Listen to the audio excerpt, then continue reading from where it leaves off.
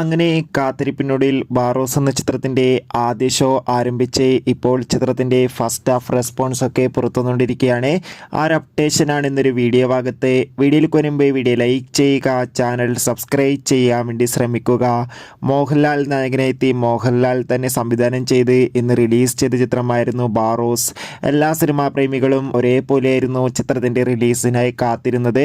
ചിത്രം 3Dയിലായിരുന്നു തിയേറ്ററുകളിൽ എത്തിയിട്ടുണ്ടായിരുന്നത്.